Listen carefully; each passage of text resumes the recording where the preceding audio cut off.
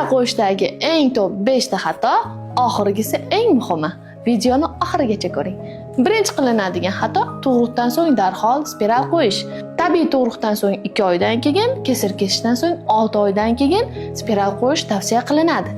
Ikkinchisi, hech qanday tekshiruvlarsiz, ya'ni ultratovush tekshiruvi yoki qin ajralmalaridan surtma olmagan holda spiralni qo'yib qo'yish. Bu holatda agarda ayolda yallig'lanish kasalliklari kuzatiladigan bo'lsa, ushbu ayollarda ushbu kasalliklar kuchayishiga olib kelishi mumkin. Uchinchi qilinadigan xato bachadonning shaklini hisobga olmagan holda, ya'ni ikki shoxli bo'lganda yoki taqasimon bo'lganda ushbu spiral o'z vazifasini bajarmasligi mumkin.